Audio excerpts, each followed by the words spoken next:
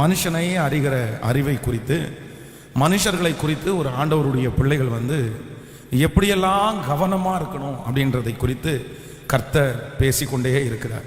நான் விசுவாசிக்கிறேன், இந்த செய்திகளை கேட்கிற ஆண்டவருடைய பிள்ளைகள் இனி நாம் யாரிடத்திலும் ஏமாந்து போகவே மாட்டோம்.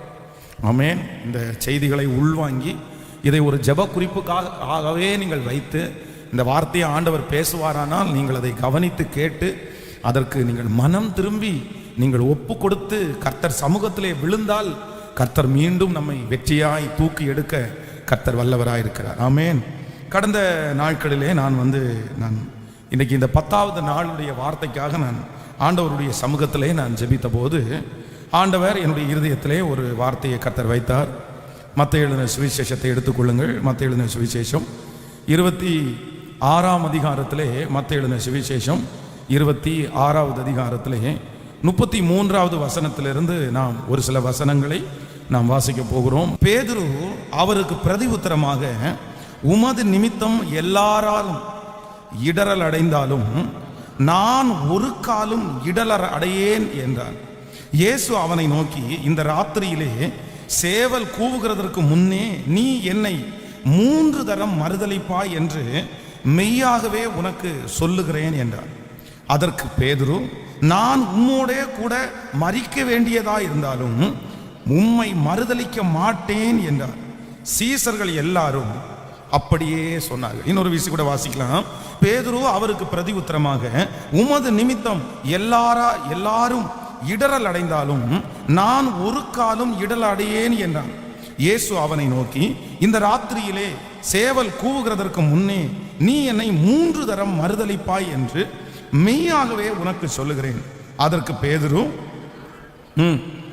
நான் உம்மோடே மரிக்க வேண்டியதாயிருந்தாலும் உம்மை மறுதலிக்க மாட்டேன் என. நீங்கள் 58வது வசனத்தை வாசிக்கலாம்.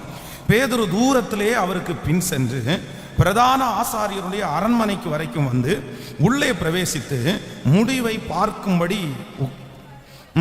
சேவக்காரரோடே உட்கார்ந்தான். நீங்கள் அப்படியே 70வது வசனத்தை வாசிக்கலாம். அதற்கு அவன், நீ சொல்லுகிறது எனக்கு தெரியாது என்று எல்லாருக்கும் முன்பாகவும் மறுதலித்தான். அவன் வாசல் மண்டபத்திற்கு போன பொழுது வேறொருத்தி அவனை கண்டு, இவனும் நசரேயனாகிய இயேசுவோடே கூட இருந்தான் என்று அங்கே இருந்தவர்களுக்கு சொன்னான். அவனோ, அந்த மனுஷனை நான் அறியேன் என்று ஆணையிட்டு மறுதடியும் மறுதலித்தான். சற்று நேரத்திற்கு பின்பு அங்கே நின்றவர்கள் பேதுருவிடத்தில் மெய்யாகவே நீயும் அவர்களில் ஒருவன், உன் பேச்சு உன்னை வெளிப்படுத்துகிறது என்றார்கள். அப்பொழுது அவன் அந்த மனுஷனை அறியேன் என்று சொல்லி சபிக்கவும் சத்தியம் பண்ணவும் தொடங்கினான். உடனே சேவல் கூவிற்று. அல்லேலூயா.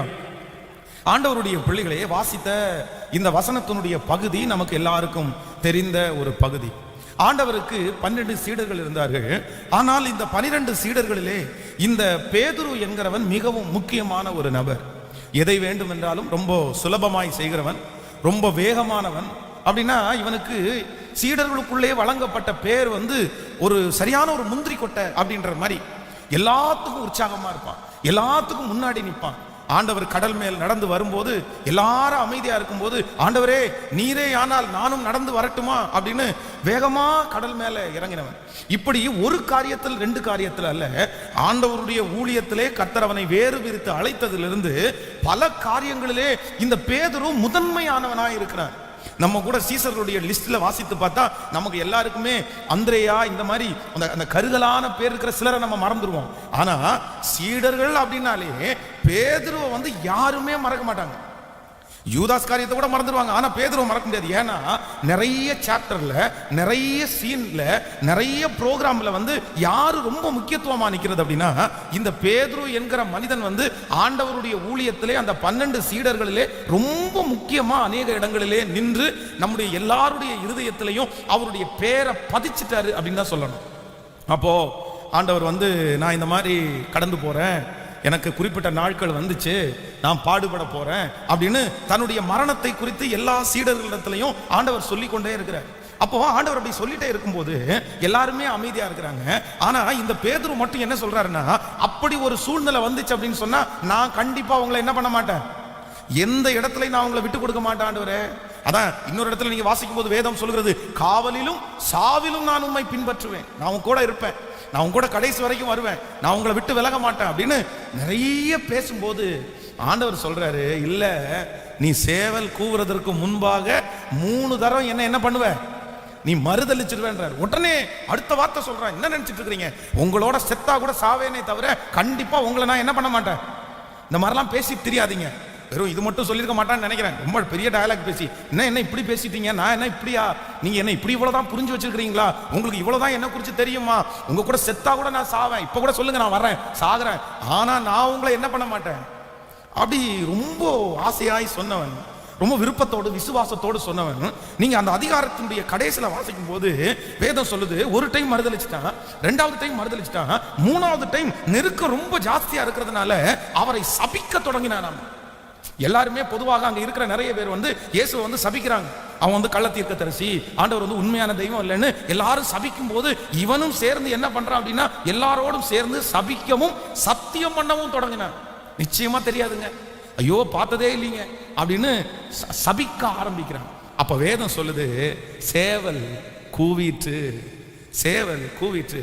ஆண்டவருடைய பிள்ளைகளே, இதுல நம்ம என்ன பாடத்தை நம்ம கற்றுக் கொடுக்க போறோம்னா, நான் இன்றைக்கு இந்த 10வது நாளிலே கொடுக்கிற செய்தியினுடைய தலைப்பு, ஒரு தேவனுடைய பிள்ளை எதுல மனுஷரிடத்துல நீங்கள் கவனமா இருக்கணும்னா, மனிதர்களை நம்புவதிலே நீங்கள் கவனமா இருக்கணும்.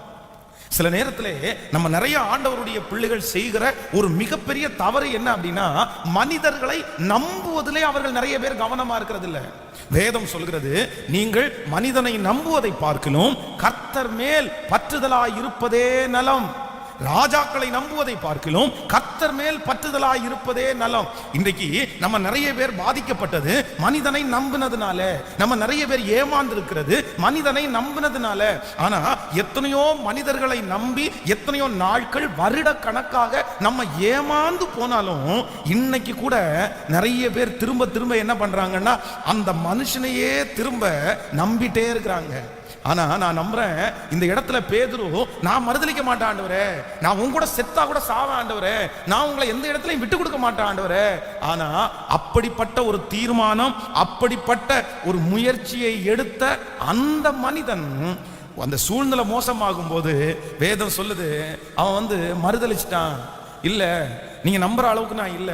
நீங்க நினைக்கலாம், இந்த ஜெபத்துல இருக்கிறவங்க, ஒருவேளை நீங்க நம்பிக்கொண்டிருக்கிற ஒரு மனிதன் மனசுல நீங்க நினைக்கலாம், யார் மாறினாலும், யார் என்ன மறந்தாலும் அவ்வளவுதான், நான் நம்புற இந்த மனுஷன் கண்டிப்பா மாறவே மாட்டாங்க, உயிரே போனா கூட மாற மாட்டான், அவனுக்கும் எனக்கும் உள்ள ஐக்கியம் அந்த மாதிரி, நானும் அவனும் பழகினது அந்த மாதிரி, யார் வேணாலும் மாறலாம். நீங்க சொல்லலாம் இவங்க மாறிட்டாங்க இவங்க மாறிட்டாங்கன்னு சொல்லலாம், ஆனா எனக்கு அவங்களை குறித்து ரொம்ப நம்பிக்கை இருக்குது, அவங்க கண்டிப்பா மாற மாட்டாங்க அப்படின்னு உங்களுடைய இருதயத்திலே நீங்கள் சொல்லுவீர்களே. ஆனால் நான் உங்கள்கிட்ட சொல்றேன், இல்ல இல்ல, எந்த மனுஷனானாலும், எப்பேற்பட்ட நம்பிக்கைக்குரிய மனுஷனானாலும் ஒரு நாள் மாறுவதற்கு வாய்ப்பு இருக்கான்னு கேட்டா கண்டிப்பாக வாய்ப்பு இருக்கிறது.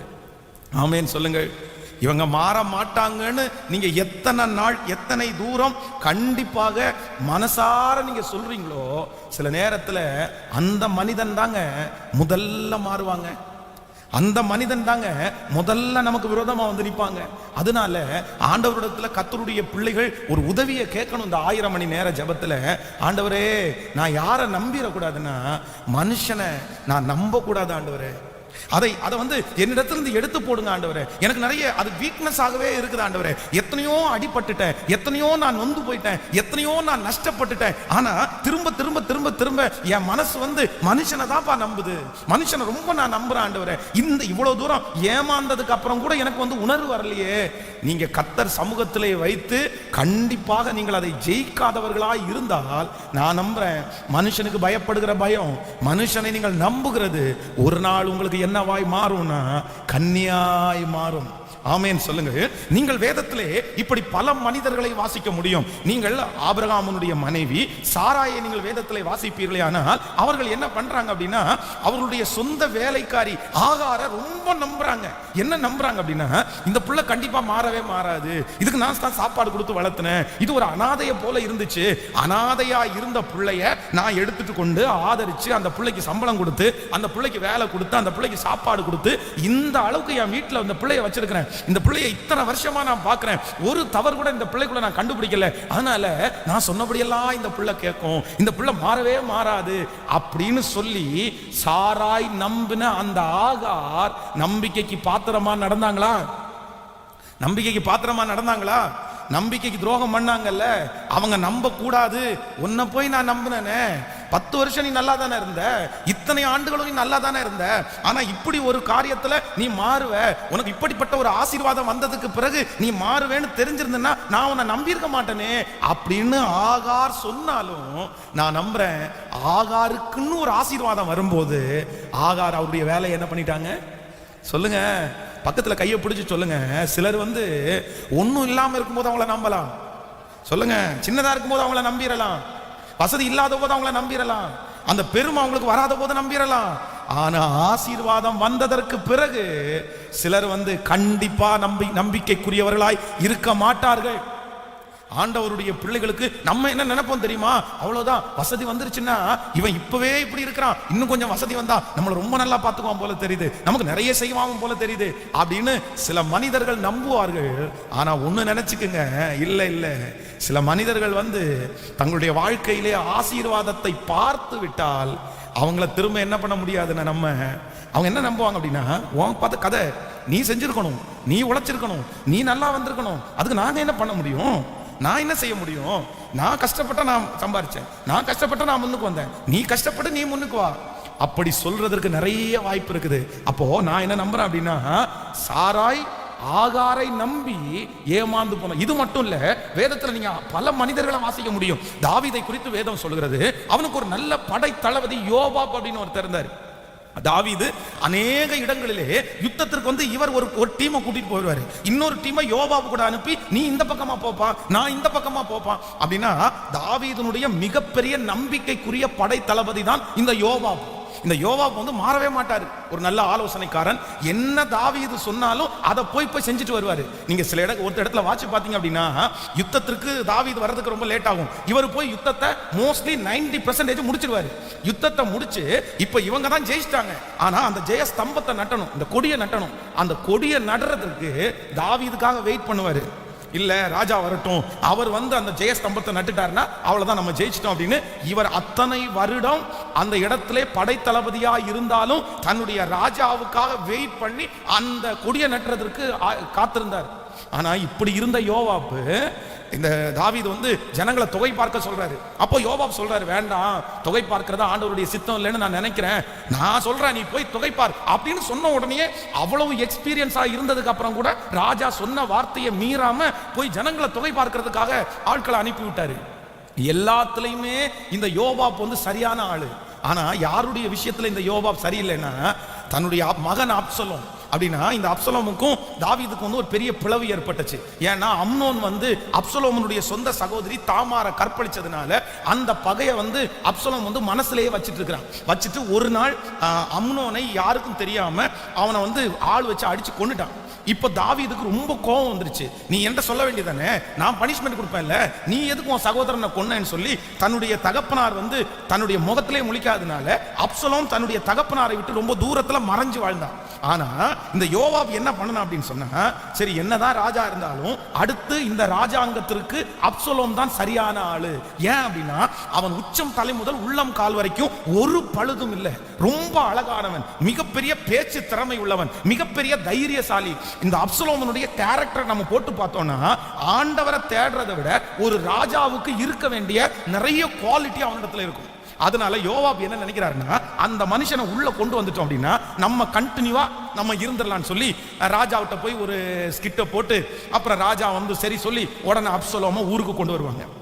அப்சலோம யோவாப் தான் அவங்க அப்பாவோட பிரிஞ்சிருந்தவனை ஒண்ணு சேர்த்துட்டாரு. இப்போ யோவாபுக்கு என்ன தோணுது அப்படின்னா, அப்சலோம அவங்க அப்பா கூட சேர்த்தது யாரு? நான் தான் அவங்க சண்டையை தீர்த்து வச்சேன். அப்பாவுக்கும் மகனுக்கும் இருக்கின்ற வைராக்கியத்தை யார் தீர்த்து வச்சா? ஒன்னு அப்பா கூட சேர்த்தது நானு. அதான் ஒரு சின்ன விஷயமா, திராட்சை தோட்ட விஷயமா யோவாப் பேசுறதுக்காக அப்சலோமை கூப்பிடுவாரு. அப்சலோம் என்ன பண்ணுவான் அப்படின்னா, நான் வரமாட்டேன். இந்த யோவாபுக்கு ரொம்ப கோபம் வந்துடும். அதுவும் மாறாக இவனுடைய திராட்சை தோட்டத்தையே அவன் அழிச்சிட்டான். இவனுக்கு ரொம்ப கோபமாகி இப்ப அப்சலோமை கொல்லணும்னு முடிவு பண்ணிட்டான். நன்றாய் கவனிங்க, தாவீதிற்கு மிகவும் நம்பகரமானவன் யாருன்னா யோவாப். ஒரு அடி கூட சொன்னதை மாற மாட்டான். ஆனா இந்த அப்சலோம் மேல இவர் தாங்கல் வச்சிருக்கிறாரு. அப்சலோம் தன்னுடைய தகப்பனாகிய தாவீதை வீட்டை விட்டு துரத்திட்டாரு.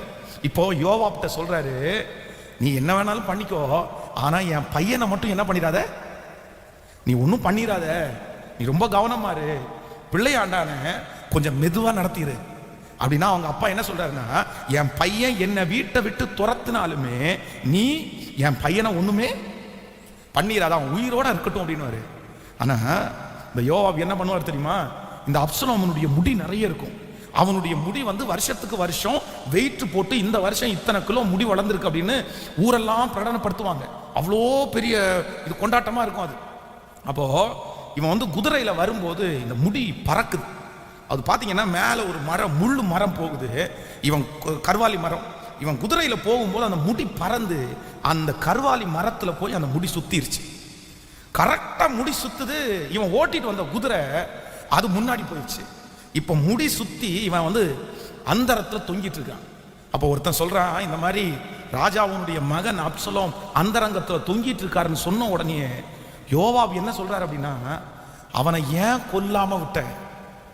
அந்த இடத்திலேயே யோவாப் அப்சலோமை கொன்னுட்டான். இப்ப தன்னுடைய தகப்பனாகிய தாவீதுட்ட ஒருத்தர் அனுப்புறான், இந்த மாதிரி நீ போன உடனே அப்சலோம் செத்துட்டான்ற செய்திய யார் சொல்லி அனுப்புறா? யோவாப். யாரு?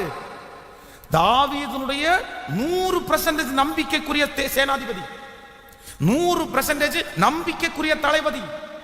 ஆனா நீ போய் ஃபர்ஸ்ட் எதிரி எல்லாம் தோத்துட்டாங்க, நமக்கு ஜெயம் கிடைச்சிருச்சு எல்லாத்தையும் சொல்லி கடைசியா நீ ஒன்றும் பண்ணாம அமைதியாவா இன்னொருத்தனை அனுப்புற, அவன் அடுத்ததை சொல்லிடுவான். அப்போ தாவீது அதான், பிள்ளை மனசு கல்லா இருந்தாலும் பெத்த மனசு அப்படி இல்லை. இந்த பெத்த மனசு என்ன கேட்குது அப்படின்னா, எல்லாம் ஓகேப்பா, எல்லாம் ஓகேப்பா, அப்சலோம் எப்படி இருக்கான், அப்சலோம் எங்க இருக்கான்? அப்பதான் சொல்றாங்க, இல்ல அப்சலோம் மாண்டு போனான். இப்போ அவங்க தகப்பனார் தன்னுடைய தலையின் மேல புழுதியை போட்டுட்டு வஸ்திரத்தை கிழிச்சிட்டு, என் மகனே, என் மகனாகிய அப்சலோமே, உனக்கு பதில் நான் செத்திருந்தா நல்லா இருக்குமேடா, நீ என்ன கொண்டுட்டு நீ ராஜாவாவது ஆயிரலாமே அப்படின்னு ரொம்ப துக்கமா இருக்கும்போது இப்ப யார் என்ட்ரி கொடுக்குறா? யோவாப் என்ட்ரி கொடுக்குறாரு. சொல்றாரு, இத பாருங்க, உங்களை நம்பிதான் நாங்க எல்லாரும் வந்தோம், உங்களை வீட்டை விட்டு துரத்துனது உங்க பையன், இப்போ உங்க பையனும் உங்களுக்கு கூட்டாளிகளும் அவன் கூட்டாளிகளும் முடிஞ்சிட்டாங்க, நம்ம ஜெயிச்சிட்டோம். நீங்க இந்த மாதிரி துக்கமா இருந்தீங்கன்னா இந்த ஜெயம் எங்களுக்கு யாருக்குமே சந்தோஷமா, நாங்க எல்லாரும் உங்களுக்காக தான் வந்தோம், உங்க பையனுக்காக வரல, நீங்க தயவு செய்து முகத்தை கழுவிட்டு நீங்க சந்தோஷமா வாங்கன்னு சொல்லி துக்கமா இருந்த தாவீதையே இந்த வார்த்தையை சொல்லி கரெக்ட் பண்ணி யோவாப் கொண்டு விட்டாரு. ஆனா தாவீது சாகும்போது சாலமன்ட்ட சொல்லிட்டே சாவாரு, டேய் நீ ராஜ்யபாரம் பொறுப்பெடுக்கிற, ஆனா யாருக்கு ரொம்ப கவனமா இருந்தா யோவாபுக்கு மட்டும் ரொம்ப கவனமா. ஏன்னா அவன் என் விஷயத்துல எல்லா விஷயத்திலையும் நல்லவன் தான், ஆனா கடைசியா என் மகனாகிய அப்சலோமனுடைய விஷயத்துல யோவாப் எனக்கு முன்னாடி நீதிமானா, எனக்கு முன்னாடி நல்லவனா. அப்போ ஒன்று நினைத்துக் கொள்ளுங்க, தாவீதுனுடைய 100% நம்பிக்கைக்குரியவன். ஒரு ஜெயத்தை பார்க்கும் போது அந்த ஜெயத்தை தாவீது தான் அந்த இடத்துல எடுக்கணும்னு சொல்லி தீவிரம் காண்பித்தவன். ஒருத்தனை கொல்லணும் அப்படின்னு சொல்லி அவனுடைய கையிலே லெட்டர் கொடுத்து அனுப்பும் போது ஏன் எதுக்கு அப்படின்ற ஒரு கேள்வி கூட கேட்காம அவனை கொண்டு போட்டவன். திரும்ப தாவீது இந்த தப்பு பண்றதற்காகத்தான் இந்த மாதிரி ஒருத்தனை கொல்ல சொல்லி இருக்கிறாரு அப்படின்ற செய்தியை ராஜாவுக்காக மறைச்சவன் தான் யோவாப். அவ்வளவு நம்பிக்கைக்குரியவன். ஆனா அந்த நம்பிக்கைக்குரிய ஒரு யோவாப் ஒரு நாள் நம்பிக்கை துரோகம் செஞ்சாரா? சொல்லுங்க, சத்தமா சொல்லுங்க. அப்போ ஒரு ஆண்டவருடைய பிள்ளை ரொம்ப நீங்க கவனமா இருக்கணும் மனுஷனுடைய விஷயத்துல. உங்களுக்கு 100% ஒரு மனிதர் நம்பிக்கைக்குரிய மனிதரா இருந்தாலும் என்னைக்காவது ஒரு நாள் உங்களை நீங்க நம்புற அளவுக்கு இல்லாம மாறி போகிறதற்கு வாய்ப்பு சொல்லுங்க இருக்கா இல்லையா? கண்டிப்பா இருக்கு. யாக்கோபனுடைய வாழ்க்கை எடுத்து பாருங்கள். மாமனார் அவன் உள்ள அந்த வீட்டுக்குள்ள என்ற ஆகும்போது அவனை கட்டி பிடிச்சி முத்தம் செய்து அழுது, மகனே என் சகோதரியுடைய பிள்ளையாப்பா, நீ வாப்பா, உன்னை பார்த்தது தேவதூதனை பார்த்தது மாதிரி இருக்குப்பா, நீ ஏன் பிள்ளைப்பா, நீ எல்லாமே உனக்கு தான்ப்பா இங்க. அப்படி கூப்பிட்டு வரவேற்று கட்டி பிடிச்சி வெகு நேரம் கட்டி பிடிச்சி அழுத அந்த மாமனார் மாறினாரா? சொல்லுங்க, மாமனார் மாறினாரா? மாறுவாரா மாமனாரு? கண்டிப்பா மாறுவாங்க. நீங்க யோசேப்பு பானபாத்திரக்காரன், அந்த பானபாத்திரக்காரனுடைய முகம் அப்படியே விளறி போயிருக்குது, சொப்பனத்தினால பயந்து போயிருக்கிறான். அப்போ அவனை கூப்பிட்டு யோசேப்பு சொல்றான், நீ ஒன்னும் பயப்படாத, நீ பார்த்த சொப்பனம் சூப்பர் சொப்பனம், அவ்வளவுதான். ராஜா உன் தலையை உயர்த்தி உன்னை திரும்பவும் நீ இழந்து போன வேலையை உனக்கு கொடுத்து நீ அவருடைய ஸ்தானத்துல திரும்பவும் என்ன பண்ணுவேன்னா திராட்சரசம் நீ பரிமாறுவ. நீ இந்த சொப்பனத்தை குறித்து கவலைப்பட வேண்டாம், நீ உன்னை ஒன்னும் பண்ணிக்காத, நீ தற்கொலை எல்லாம் எதுவும் செஞ்சிடாத, நீ வாழ போறவன், உன்னை ராஜா உன்னை அங்கீகரிக்க போறார் அப்படின்ற வார்த்தையை சொல்றான். சொல்லி முடிச்ச உடனே யோசேப்பு சொல்றான், எல்லாமே ஓகே, நீ ராஜா கிட்ட போகும்போது என்ன மட்டும் என்ன பண்ணிடாத, மறந்துடாத. ஆனா பானபாத்திரக்காரனுடைய தலைவன் யோசேப்பை மறந்தானா? கேட்கல, மறந்தானா? மறந்தான். அப்போ ஒரு தேவனுடைய பிள்ளை இருதயத்துல சரியா எழுதி வச்சுக்கணும், நான் மனிதனை ஒரு நாள் என்ன பண்ணிடக்கூடாதுன்னு நம்பிடவே கூடாது. ஆமென் சொல்லுங்க. சிம்சோனை குறித்து வேதம் சொல்லுது. இப்படியே வேதத்திலேயே பரிசுத்தவான்கள் விழுந்து போன சிலருடைய வாழ்க்கையை எடுத்து வேதத்தில் வாசித்து பார்த்தால் அவர்கள் அதிகமாய் மனிதனை நம்பினதுனால அவங்க நிறைய பேர் கீழே விழுந்துட்டாங்க. இப்போ நீங்க உடனே கேட்கலாம், அப்ப யாரையுமே நான் நம்பிடக்கூடாதா? நான் மனுஷனை நம்பாம எப்படி வாழ முடியும்? என் கணவனாரை நான் நம்ப கூடாதா?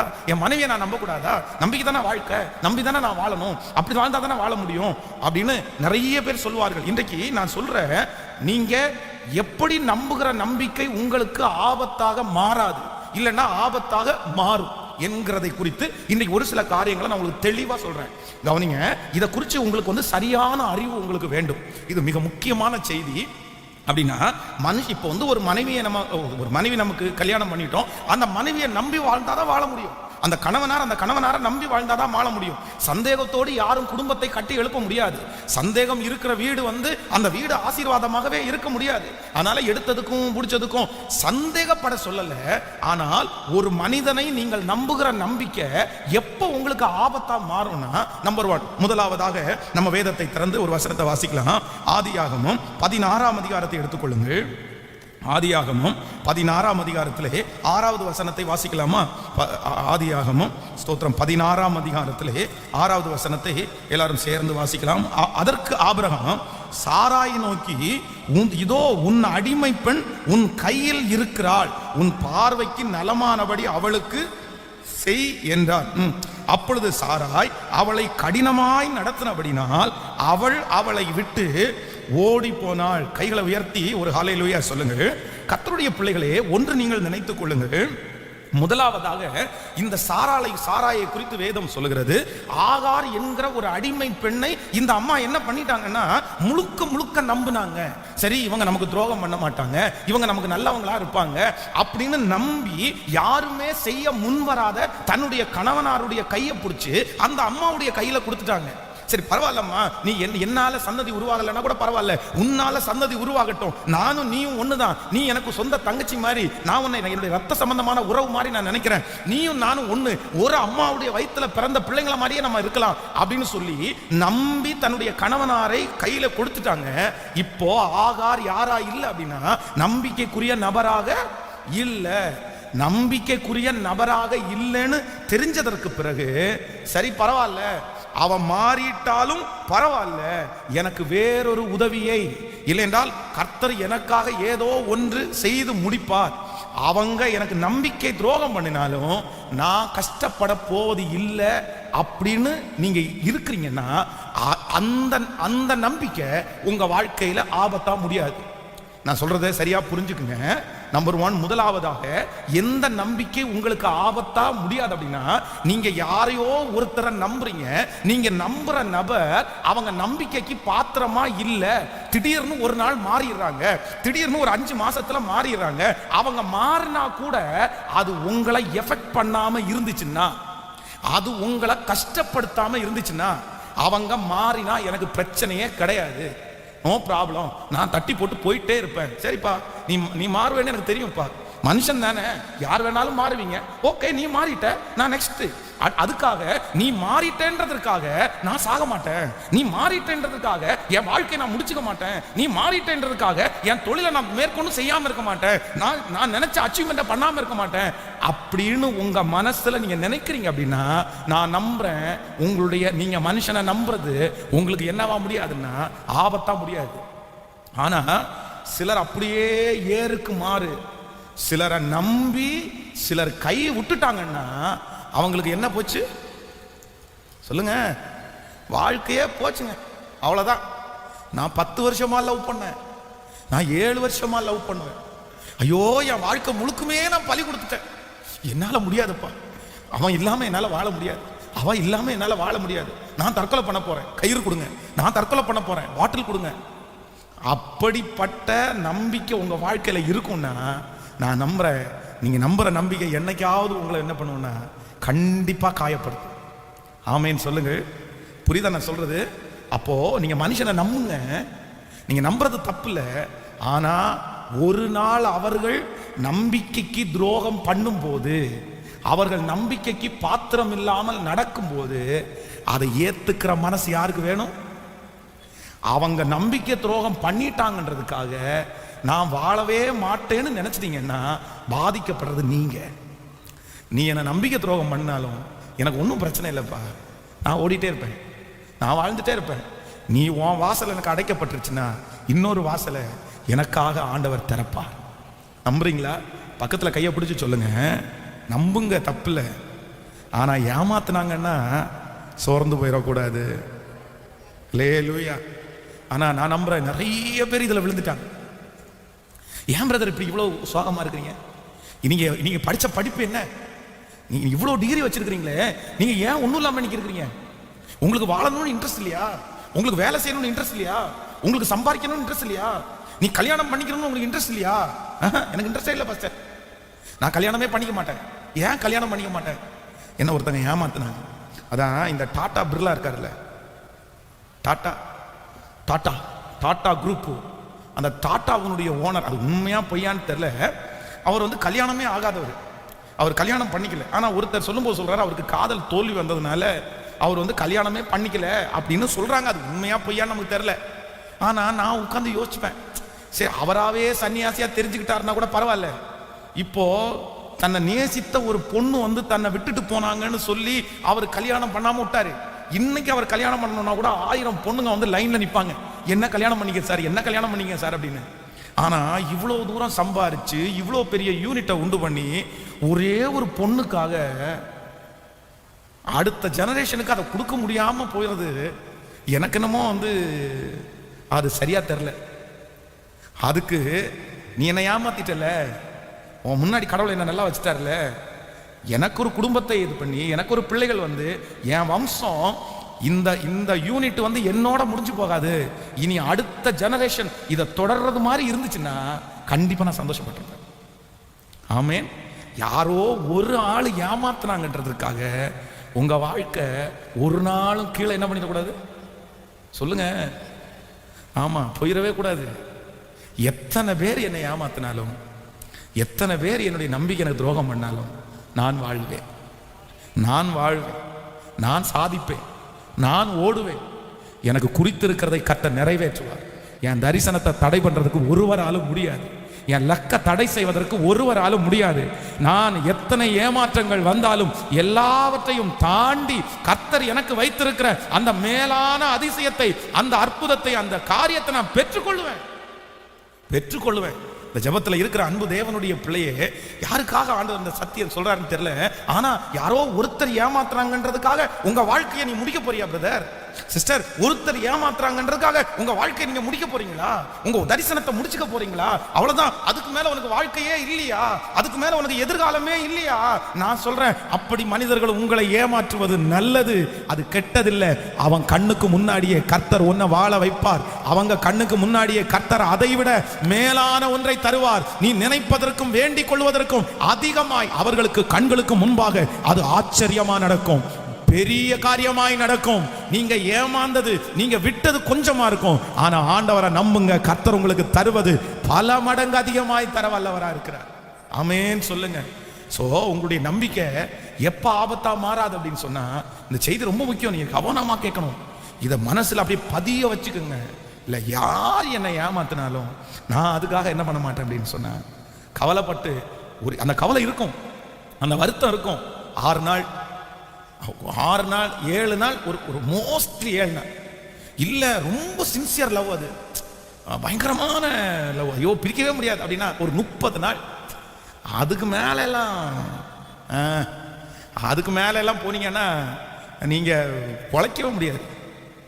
அவ்வளோதான். துக்கம் கொண்டாடுறதுக்குன்னு ஒரு முறை இருக்குது. 7 நாள் துக்கம் கொண்டாடலாம். ரொம்ப சின்சியராக அப்போஸ்தலனாகிய பவுல் மாதிரி இல்லைன்னா நம்முடைய மோசை மாதிரி இருந்தால் சரி, மோஸ்ட்லி ஒரு 40 days, அவ்வளோதான். 40 days-ஓட ஸ்தோத்திர கூட்டம் வச்சு முடிச்சிடணும். ஆமே, புரியுதுல்ல உங்களுக்கு? ஸ்தோத்திர கூட்டத்தோட எல்லாம் முடிஞ்சிருச்சு. 6வது நாளில் பருப்பு போட்டு கஞ்சி கொடுப்பாங்க. ஆனால் 40வது நாள் என்ன சோறு? கறி சோறு கொடுக்க ஆரம்பிச்சுவாங்க. சரி நீ சாப்பிட்டுருங்க, அவ்வளோதான். அப்படி இதுக்கு என்ன அர்த்தம் அப்படின்னு சொன்னால், நான் இழந்தேன் சரி, பட் ஆனால் இனி நான் வாழ வேண்டியது, அதையே நான் என்ன பண்ணிட்டு இருக்க முடியாது, நினச்சிட்டு இருக்க முடியாது, கஷ்டம் வேணாம் அப்படின்னு விடுறது தான் அடக்கம் பண்ற. அதே போல நீங்கள் நம்புகிற மனிதர்கள் உங்களை ஏமாற்றும் போது, உங்களை வெறும் காதல் லவ் அதை மட்டும் சொல்லல, எனிவே எதுவா இருந்தாலும் உங்களை ஏமாத்தும் போது நீங்க என்ன பண்ணணும் அப்படின்னா, ஒரு 6 நாள் துக்கம், சரி ஓகே. அதற்கு பிறகு அது உங்களை ஒரு நாள் என்ன பண்ணிடக்கூடாதுன்னா பாதிச்சிடவே கூடாது. ஆமென். அந்த மனப்பக்கம் உங்களுக்கு இருக்கா? நிறைய பேர் அப்படிதான் சொன்னாங்க, அது போனதுலேருந்து போயிடுச்சு பாஸ்டர், உடம்பும் போயிடுச்சு, மனசும் போயிடுச்சு, வேலையும் போயிடுச்சு, வாழ்க்கையே போயிடுச்சு பாஸ்டர். எதுக்கு? இந்த ஒரு ஏமாற்றத்தை தாங்க முடியாம நீங்க பேசுவீங்க பாஸ்டர், நீங்கெல்லாம் ஒரு ஏமாற்றமும் இல்லாமல் ஸ்ட்ரைட்டாக வந்தீங்கல்ல. யார் சொன்னா? எல்லாருக்குள்ளேயும் என்ன இருக்குது, இருக்கா இல்லையா? அப்படியே உயிருக்குயிராய் நம்பி இவங்க எல்லாம் கண்டிப்பா எத்தனை பேர் விட்டு போனாலும் அவங்க எல்லாம் விட்டு போக மாட்டாங்க, யார் குறை சொன்னாலும் இவங்க எல்லாம் குறை சொல்ல மாட்டாங்க அப்படின்னு நினைச்ச எத்தனையோ பேர் காரி மூஞ்சி மேல துப்புனதுக்கு அப்புறம் கூட சரி என்ன பண்றது, கழுவிட்டு அகைன் நெக்ஸ்ட் பார்க்க வேண்டியதான் அப்படின்னு ஓடுறதுனால தான் இன்னைக்கு வரைக்கும் ஓட முடியுது. இல்லைன்னா துக்கப்பட்டு ஒரே இடத்துல உட்கார்ந்துட்டு இருக்கலாம். நான் சொல்றேன், இவனை நம்பி இவன் வாழ்க்கையை தொலைச்சிட்டான், இவளை நம்பி இவன் வாழ்க்கையை தொலைச்சிட்டான், இந்த மனுஷனை நம்பி இந்த மனுஷன் வாழ்க்கையை தொலைச்சிட்டான்னு உங்களை பார்த்து யாருமே சொல்லக்கூடாது, யாருமே சொல்லக்கூடாது. நான் நம்புறேன், நீங்க நம்புற எல்லாருமே உங்களை கைவிட்டாலும் இயேசு நம்பிக்கைக்குரியவர், அவர் நம்பிக்கைக்குரியவர். அவர்களை நம்புகிறவர்களை கர்த்தர் ஒரு நாளும் வெட்கப்படுத்த மாட்டார். நான் நம்புறேன், நீங்கள் நம்புகிறது அவராலே வரும். இன்றைக்கு ஒருவேளை காலதாமதம் ஆனாலும் நீங்கள் அவரை நம்பி இருப்பீர்களே, ஆனால் அவர் ஏதோ ஒரு விதத்தில் உங்களை கை தூக்கி கர்த்தர் விடுவார். நிச்சயமாகவே முடிவு உண்டு. உன் நம்பிக்கை வீண் போகாது. ஸோ நம்ம நாம் நம்புகிற மனிதர்களை குறித்து நம்ம ரொம்ப கவனமா இருக்கணும். ஸோ நம்பர் 1, முதலாவதாக நம்ம நம்புற நம்பிக்கை எப்போ நமக்கு ஆபத்தா மாறாது அப்படின்னு சொன்னா, அவங்க என்னை ஏமாத்தினா கூட எனக்கு என்ன இல்லைன்னா, எனக்கு எந்த பாதிப்பும் இல்லை, எனக்கு எந்த பிரச்சனையும் இல்லை, நீ ஏமாத்தினாலும் நான் ஒன்றும் நஷ்டம் எல்லாம் பட போறதில்லை அப்படின்ற கான்ஃபிடென்ட் உங்களுக்குள்ள எப்பெல்லாம் இருக்குதோ, நான் நம்புறேன் உங்களை எத்தனை பேர் ஏமாத்தினாலும் நீங்க கண்டிப்பா என்ன பண்ண மாட்டீங்கன்னா சோர்ந்து போகவே மாட்டீங்க. ஆமேன்னு சொல்லுங்கள். விசுவாசிக்கிறீர்களா? நம்பர் 2, இரண்டாவதாக ஒரு தேவனுடைய பிள்ளைகள் நம்புறதை குறித்து இரண்டாவது உங்களுக்கு ஒரு அறிவு வேணும். யாத்திராகமும் 2ஆம் அதிகாரத்தை எடுத்துக்கொள்ளலாமா?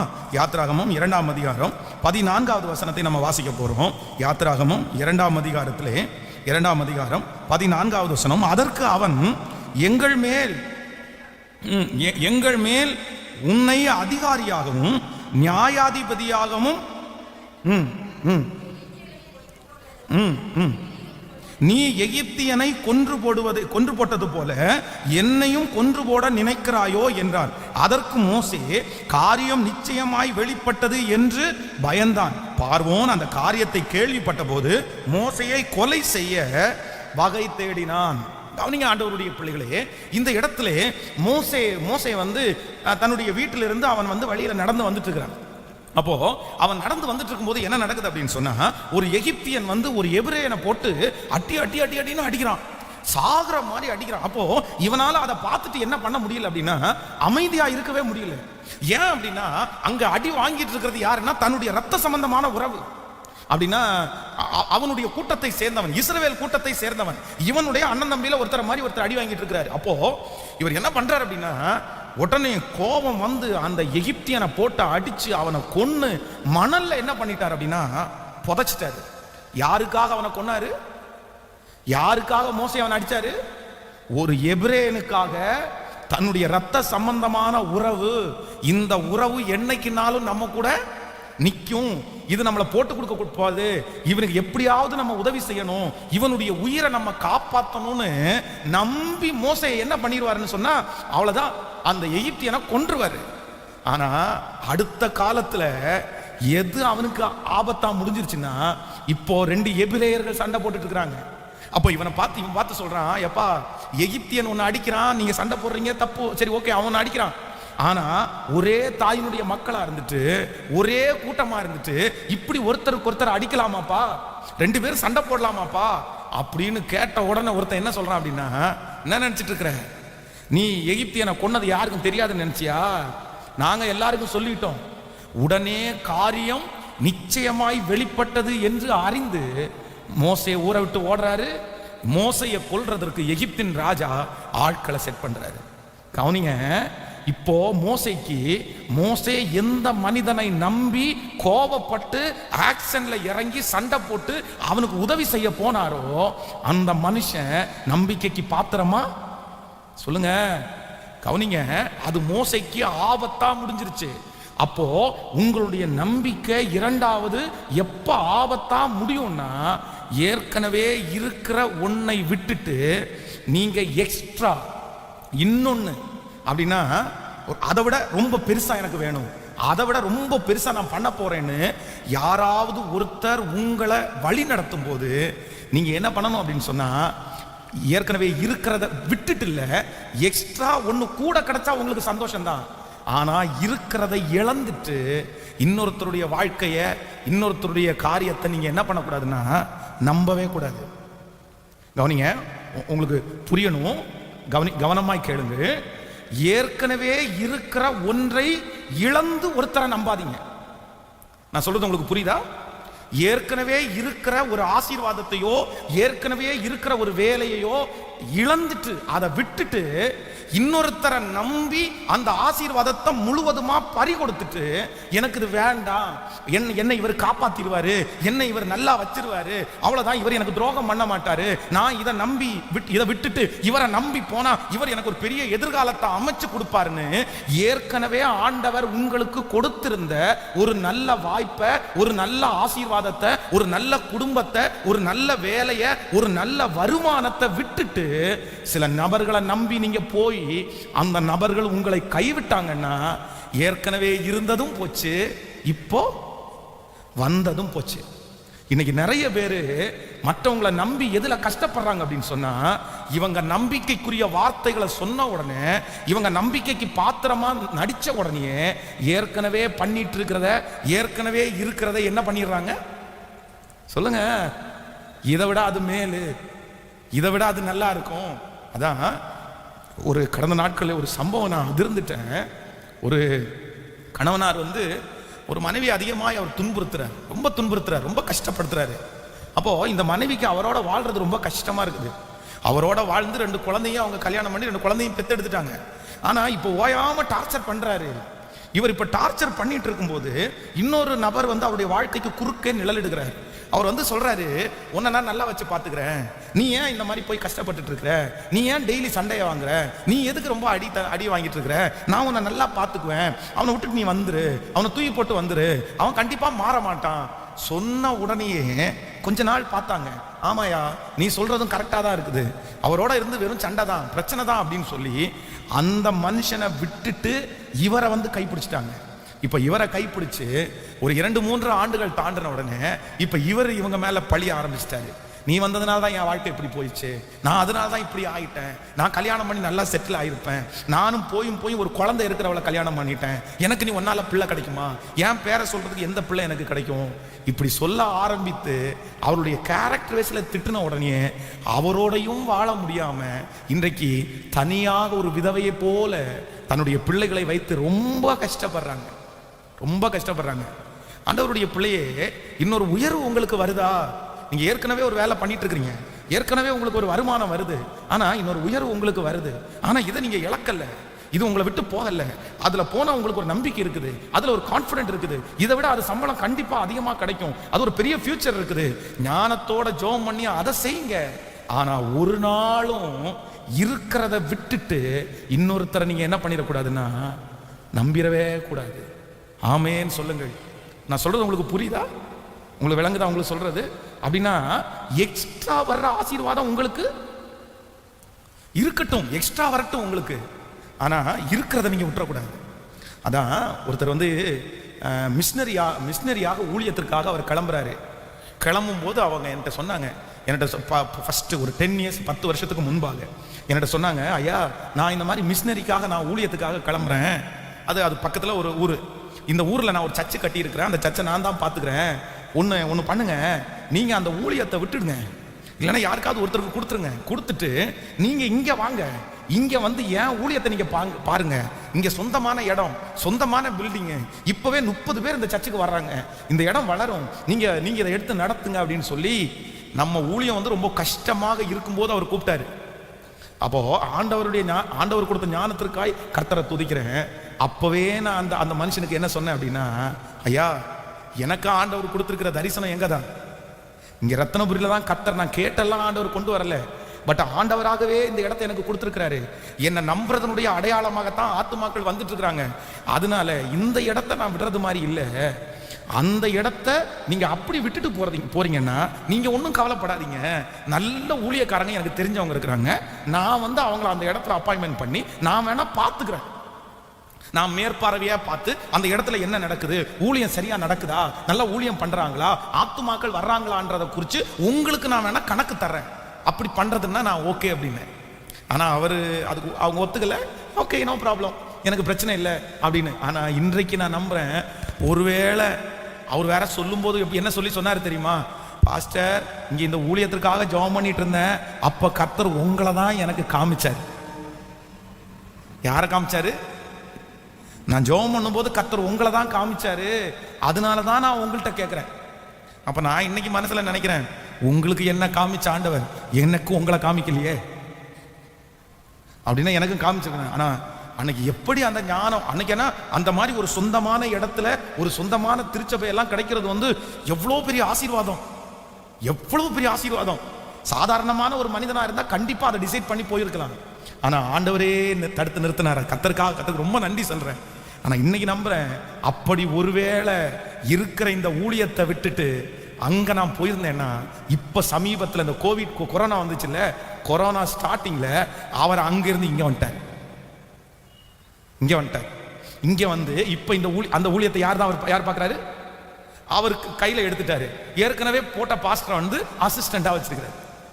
இல்ல அதான் அவங்களுடைய ஓகே, அதை நல்ல நம்ம கெட்டதா தப்பு சொல்லல, பட் ஒருவேளை அப்படி நான் போயிருந்தா இந்த ஊழியத்தினுடைய மேன்மையை நான் என்ன பண்ணிருக்க முடியாது சொல்லுங்க, பார்த்துருக்கவே முடியாது. பிரதர் சிஸ்டர், கஷ்டமா இருக்குன்னு சொல்லி, பாடுகளா இருக்குன்னு சொல்லி, டெய்லி நீ அதுக்காக பாடுகளிலே வாழணும்னு சொல்லல, ஆரம்பத்தில் வருகிற பாடுகளை பார்த்துட்டு, ஆரம்பத்தில் வருகிற அவமான நிந்தையை பார்த்துட்டு, இன்னொரு ஆப்பர்ச்சுனிட்டி கிடைக்கும் போது இருக்கிறத விட்டுட்டு ஒரு காலம் நம்ம என்ன பண்ணிடக்கூடாதுன்னா, ஆமேன். நீங்க மனுஷங்களை நம்புறதற்கு ரொம்ப ஜாக்கிரதையா இருக்கணும். நீங்க நம்புங்க, ஆனா ஏற்கனவே இருக்கிறத இழந்துட்டு நம்பாதீங்க. ஏற்கனவே இருந்ததை விட இன்னொரு மடங்கு உயர்வா இருந்தா கண்டிப்பா நம்புங்க. நான் சொல்றது உங்களுக்கு புரியுதா? பக்கத்தில் இருக்கிற கையை பிடிச்சு சொல்லுங்க, மனுஷனை நம்புங்க. ஏற்கனவே இருக்கிற ஆசீர்வாதத்தை விட எக்ஸ்ட்ரா ஒரு வளர்ச்சி, எக்ஸ்ட்ரா ஒரு உயர்வு உங்களுக்கு கிடைக்குது அப்படின்னா ஓகே. ஆனா இருக்கிறத விட்டுட்டு நீங்க மனுஷனை நம்பாதீங்க. அப்படி நான் நிறைய பேர் அப்படிதாங்க இன்னைக்கு ஏமாந்து போயிருக்கிறாங்க. யாரோ ஒருத்தர் ஆசை காமிச்சு இருக்கிற அந்த அதான் ஊரில் ஒரு பழமொழி சொல்லுவாங்க, இருக்கிறத விட்டுட்டு பறக்கிறதுக்கு ஆசைப்படுறான் பாடுறா அப்படின்னு. அது மாதிரி இருக்கிறத அதை விட்டுட்டு யாரோ ஒருத்தர் சொன்னாங்கன்றதுக்காக சரி சரி சரி சரி. ஒரு தேவனுடைய பிள்ளைக்கு சுத்தமான அறிவு வேணும். ஈசாக்கை குறித்து எனக்கு ரொம்ப சந்தோஷம் என்ன அப்படின்னா, அவனுடைய ஒரே தரிசனம் நான் கண்டிப்பா துறவு தோன்றணும். ஆனா எந்த இடத்துல தூர்த்து போட்டாலும் துறவு தோன்ற தரிசனத்தை மட்டும் விடவே இல்லை. ஆமேன்னு சொல்லுங்க. ஆண்டவருடைய பிள்ளைகளே, யாரோ ஒருத்தருக்காக ஆண்டவர் பேசித்தான் இருப்பாரு. நான் நம்புறேன் நீங்க மற்றவர்களை நம்புகிற நம்பிக்கை உங்களுக்கு ஆபத்தாக மாறாமல் இருக்க வேண்டுமே ஆனால் ஏற்கனவே உங்களுக்கு கொடுத்திருக்கிற ஒன்றை இழந்து இன்னொன்றை பெற்றுக்கொள்ள ஓடாதுங்கள். அதை விட ஒரு உயர்வுக்கு நேராய் ஓடுங்கள். அல்லேலூயா. சில உலகத்தில் இருக்கிறவங்க சொல்லுவாங்க, உன்னை இழந்தாதான் உன்னை பெற்றுக்கொள்ள முடியும். நான் சொல்றேன், உண்மையாகவே அப்படியே ஆசீர்வதிக்கப்பட்டிருக்கிறார்கள். ஏற்கனவே ஒரு சின்ன இடத்துல இருப்பாங்க, ஒரு பெரிய ஆப்பர்ச்சுனிட்டி வரும், அதுல அழகா ஸ்கிப் பண்ணி வளர்ந்துருவாங்க. ஆனா அது என்னன்னா, சிலருக்கு ஓகே ஆகும், சிலர் விழுந்துருவாங்க. யாருக்கு அது ஓகே ஆகும் அப்படின்னா, ரொம்ப ஞானத்தோட செயல்படுறவங்களுக்கு. ஞானத்தோட செயல்படுறவங்க. இப்போ நான் உங்களுக்கு இது ரொம்ப இம்பார்ட்டண்டான ஒரு விஷயம், ரொம்ப கவனமா கேளுங்க. நிறைய பேர் என்கிட்ட என்ன சொல்லியிருக்கிறாங்க அப்படின்னா, என்ன ஆண்டவர் ஊழியத்துக்கு அழைக்கிறாரா, நான் எந்த வேலையும் செஞ்சா எனக்கு உருப்பட மாட்டேங்குது, நான் இந்த மாதிரி தொழில் ஆரம்பிச்சேன் அது உருப்படலை, இந்த மாதிரி வேலைக்கு போனேன் அங்க நிரந்தரமா என்னால இருக்க முடியல, இந்த மாதிரி ஒரு படிப்புக்கு போனேன் என்னால ஒழுங்கா படிக்க முடியல, இப்படியே கண்டினியூவா நான் தோத்து போறேன், எனக்கு கண்டினியூவா தோல்வி ஆயிட்டே இருக்குது அப்படின்னா ஆண்டவர் என்ன ஊழியத்துக்கு அழைச்சிருக்கிறாரா? சின்ன வயசுலயே எங்க அப்பா அம்மா என்ன ஊழியத்துக்காக பிரதிஷ்டை பண்ணிருக்காங்க. நான் ஒரு டைம் ஜோம் பண்ண போகும்போது ஒரு பாஸ்டர் என் தலை மேல கைய வச்சு நீ ஊழியத்துக்கு தான் அப்படின்னு ஜோம் பண்ணிருக்கிறாரு. அப்போ நான் பிசினஸ்ல முன்னேறாதது, நான் வேலை முன்னேறாதது ஆண்டவருடைய அழைப்பு என் தலைமையில இருக்கிறதுனாலயா அப்படின்னு ஒரு கேள்வி கேட்பாங்க. நான் என்ன சொல்றேன் அப்படின்னா, ஊழியத்தினுடைய அழைப்பை பொறுத்த வரைக்கும் எல்லாருக்குள்ளேயும் அந்த அழைப்பு இருக்குது. நீங்கள் உலகம் எங்கும் போய் பென்ஸ் பாஸ்டருக்கு சொன்ன வார்த்தை மட்டும் கிடையாது, இல்லைன்னா சாலமன் பாஸ்டர் சொன்ன வார்த்தை மட்டும் கிடையாது, இல்லைன்னா இம்மானுவேல் பாஸ்டர் சொன்ன வார்த்தை மட்டும் கிடையாது. நீங்கள் பூமி எங்கும் சுற்றி போய் சகல ஜனங்களையும் சீசராக்கி பிதா குமாரன் பரிசுத்த ஆவியின் நாமத்தினாலே ஞான ஸ்நானம் கொடுங்கள் அப்படின்ற அந்த வசனம் இங்க இருக்கிற எல்லாருக்குமே சொந்தமானது. இந்த சத்தத்தை கேட்கிற எல்லாருக்குமே சொந்தமானது.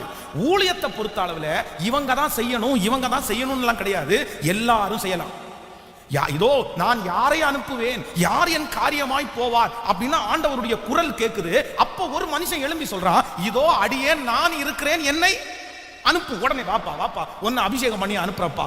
ஊழியத்தை பொறுத்த வரைக்கும் எனக்கு கர்த்தர் நேரடியா தரிசனம் கொடுக்கணும், என்ன அழைக்கணும், என் கூட பேசணும் அப்படின்னு எல்லாம் நினைக்க வேண்டாம். கர்த்தர் ஏற்கனவே வசனத்தின் மூலமாக நிறைய என்ன பண்ணிட்டாரு, பேசிட்டாரு. நீங்க ஊழியத்திற்காக முழு நேரமாய் அர்ப்பணித்தால் உங்களுக்கு வேண்டிய கிருபையை கண்டிப்பா ஆண்டவர் தருவாரா?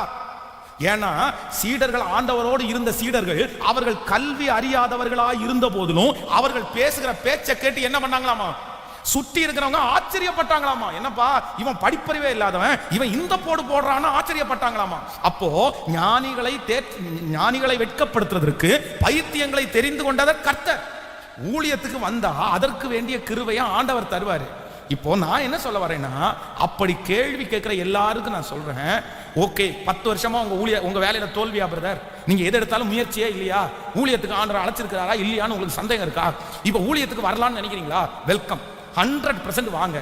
ஆனா வந்துட்டு சும்மா இருக்காதீங்க. வந்துட்டு கேட்கல.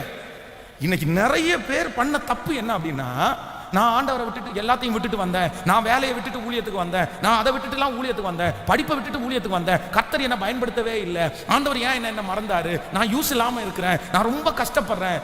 நான் சொல்றேன், ஊழியத்துக்குன்னு காலடி எடுத்து வச்சா குறைஞ்சது 8 மணி நேரமாவது ஊழியம் செய்யணும். 8 hours. ஒரு உலகத்திலே இருக்கிற ஒரு மனுஷன் வேலை செய்யறவரா இருந்தா அவருக்கு சம்பளம் கொடுக்கிற 10,000 ரூபாய் சம்பளத்துக்கு 15,000 ரூபாய் சம்பளத்திற்கு கண்டிப்பாக அந்த உலக எஜமானன் குறைந்தது 8 மணி நேரம் வேலை வாங்குறாரா இல்லையா? நான் நம்புறேன், பரலோக எஜமானனுக்கு 8 மணி நேரம் நம்ம வேலை செஞ்சுட்டோம் அப்படின்னு சொன்னா, ஏதோ எங்க வழி திறக்கிறது அங்க ஊழியம், என்ன ஊழியம் வேணாலும் பண்ணலாம், ஊழியம் செஞ்சுட்டே இருப்போம். நிச்சயமா சொல்றேன், ஊழியக்காரனுடைய சந்ததியை கர்த்தர் ஒரு நாளும் கைவிட மாட்டார். அவர்களை கர்த்தர் நடத்துவார், அவர்களை பெருக பண்ணுவார். கண்டிப்பா அவங்க உலகத்துல இருக்கிற மனுஷனே அவ்வளவு சம்பளம் கொடுத்தா பரமபிதாவாகிய கர்த்தர் அதை விட அதிகமா சம்பளம் கொடுக்க மாட்டாரா? கண்டிப்பா கொடுப்பாருங்க, நிறைய கொடுப்பாரு. ஆனா நீங்க நிறைய பேர் தப்பு பண்றாங்க. அப்புறம் அந்த வேலையெல்லாம் விட்டுட்டு ஊழியத்துக்கு அப்படி வந்தும் ஒன்றும் செய்யறதில்லை. நான் சொல்றேன், ஒன்றும் செய்யாம இருக்கிறதுக்கு அங்கே இருந்துடலாமே. நான் சொல்றது உங்களுக்கு புரியுதா? பக்கத்துல கையை பிடிச்சி சொல்லுங்க, நீங்க ஒன்றும் செய்யாம இருந்தா பரலோகத்துக்கே போனா கூட நீங்க வளர மாட்டீங்க. புரியுதுல? உங்களுக்கு பரலோகமே கொடுத்தாலும் நீங்க சும்மா இருந்தா அங்க ஒரு செங்கல் கூட வாங்க முடியாது உங்களால. இவர் சும்மா இருப்பாரு, பட் எல்லாமே அவருக்கு நடக்கணும். வேலையை கான்சென்ட்ரேட் பண்ணுங்க பிரதர், பிசினஸை கான்சென்ட்ரேட் பண்ணுங்க பிரதர், மைண்டு உடம்பு உழைப்ப கொடுங்க, வேகமா ஓடுங்க. என்னை பொறுத்த வரைக்கும் ஃபுல் டைம் மினிஸ்ட்ரியை விட பார்ட் டைம் மினிஸ்ட்ரி தாங்க இப்ப இருக்கிறதுல பெஸ்ட். வேலை செஞ்சுட்டே ஊழியம் செய்யறதாங்க மிகப்பெரிய விஷயம். ஏன்னா யாருக்கு எங்கேயுமே காசுக்காக கையை வந்த வேண்டிய அவசியம் சொல்லுங்க. யாருக்கும் நம்ம எந்த கேள்விக்கும் பார்த்து எப்படி எதுவுமே சொல்ல வேண்டியதில்லை. நம்ம பாட்டுக்கு சம்பாதிக்கிறோம், நம்ம ஃபேமிலியை ரன் பண்றோம், நம்ம பாட்டுக்கு ஊழியம் செஞ்சுட்டே இருக்கிறோம், அவ்வளவுதான். இன்னும் நீங்க வேலை செய்யற இடத்துல 10 பேர் 20 பேர் இருப்பாங்க, அவங்களுக்கு ஊழியம் செய்யலாம், நண்பர்களுக்கு ஊழியம் செய்யலாம், எல்லாருக்கும் ஊழியம் பண்ணலாம். ஆனா ஃபுல் டைமா வந்தா கர்த்தர் நடத்துவார். அந்த அளவுக்கு கமிட்மெண்ட், அந்த அளவுக்கு விசுவாசம், அந்த அளவுக்கு ஸ்பீடு ஒர்க்கு கண்டிப்பா உங்களுக்கு வேணும். அது இல்லைன்னா ஊழியம் இந்த காலத்துல என்ன பண்ண முடியாது. கேட்கல, பேருக்காக தான் செய்ய முடியும், வளர்ச்சிக்காக செய்ய முடியாது. அதனால ரொம்ப கவனமா இருங்க. நீங்க நம்புங்க, தப்பு இல்லை பிரதர். ஆனா நீங்க ஒரு உயர்வுக்கு போங்க. ஆனா இருக்கிறத அந்த இடத்துக்கு போய் நான் இருக்கிறதை இழந்துட்டேன்னா அப்படி ஒரு டவுட் இருக்கும்னா இதையே கர்த்தர் முன்னேற்ற கர்த்தர் வல்லவரா இருக்கிறார். ஆமேன் சொல்லுங்கள், சத்தத்தை உயர்த்தி ஹல்லேலூயா. நம்பர் 3, மூன்றாவதாக நீங்க ரொம்ப கவனமா கவனிக்கணும். எந்த நம்பிக்கை உங்களுக்கு ஆபத்தா மாறாது, அதை தான் நான் உங்களுக்கு சொல்லிட்டு இருக்கிறேன். இதை நீங்க தெளிவா அறிஞ்சு வச்சுக்கணும். ஏன்னா நம்ம உலகத்தில் இருக்கிற மனிதர்களை சில நேரத்தில் சிலரை நம்பித்தான் ஆக வேண்டும். அதுக்காக தான் சொல்றேன். வாசிக்கலாம், ஒரு வசனத்தை வாசிக்கலாம். நீங்கள் நீதிமொழிகள் 29ஆம் அதிகாரத்தை எடுத்துக்கொள்ளலாம்.